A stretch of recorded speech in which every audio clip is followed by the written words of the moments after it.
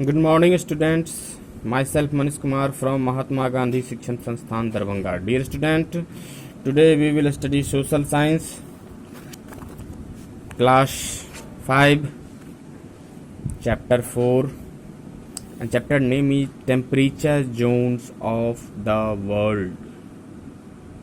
Okay, and topic is factors affecting the climate of a place.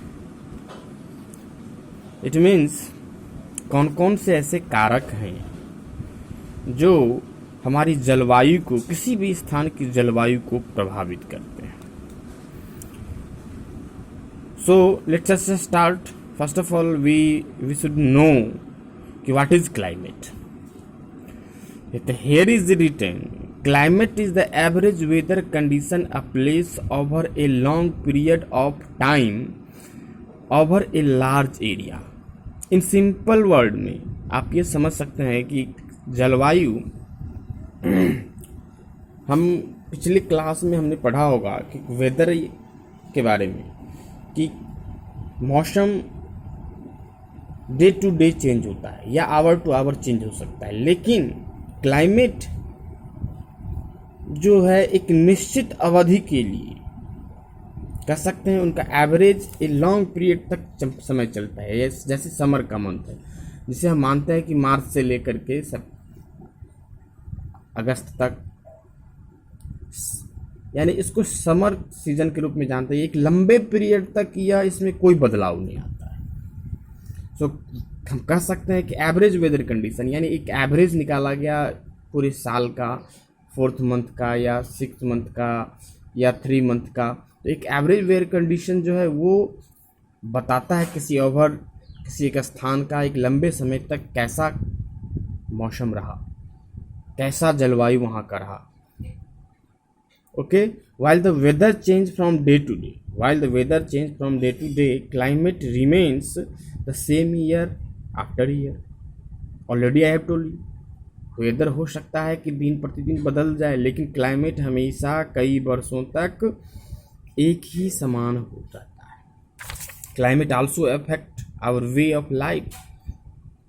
हमारे जीवन के तरीकों में भी यह प्रभावित करता है. The climate of any place on earth is influenced by the following factors. So अब हम डिस्कस करेंगे कि इस जलवायु को प्रभावित करने वाले कौन कौन से कारक हैं. पहला, distance of a place from equator. पहले हम कौन कौन से कारक हैं उसका नाम हम समझ लें. पहला, distance of place from the equator, यानी इक्वेटर से, यानी हमने बताया कि ग्लोब पर अगर देखेंगे तो ग्लोब के बीचों बीच एक इमेजिनरी लाइन खींचा हुआ है जो कि ईस्ट टू ईस्ट गुजरता है, और मिडिल वाला लाइन उसे इक्वेटर कहते हैं. तो कह सकते हैं कि इक्वेटर के दूरी के हिसाब से भी जलवायु में बदलाव आता है. पहला ये है. दूसरा हम देखते हैं क्या है, एल्टीट्यूड ऑफ प्लेस, यानी वह जगह, उसकी ऊंचाई कितनी है, समुद्र तल से उसकी ऊंचाई कितनी है. डायरेक्शन ऑफ विंड्स, हवा की दिशा क्या है. टेम्परेचर और ह्यूमिडिटी एंड रेनफॉल, तापमान, उमस और बारिश, यह भी प्रभावित करता है. Distance from a place from sea, समुद्र से कितनी दूरी पर वह जगह है, वह स्थान है. ये सारे चीज़ें जो हैं फैक्टर्स है. तो today we will discuss first of all distance of a place from the equator. पहला हम इसी पर डिस्कशन करेंगे.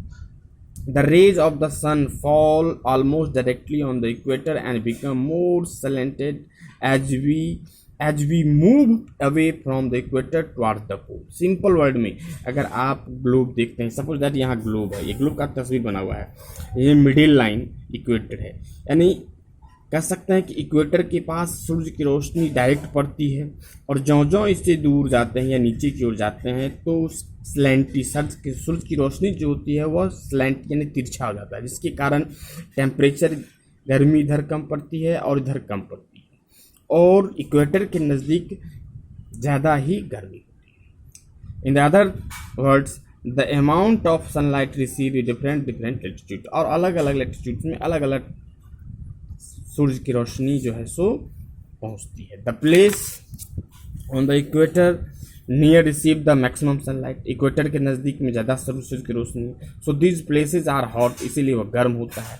The region away from the equator and near the poles receive slanting ray, जो जो हम पोल दोनों पोल साउथ पोल या नॉर्थ पोल की तरफ जाते हैं तो रोशनी तिरछी पड़ती है, जिसके कारण वहाँ का तापमान कम होता है ना।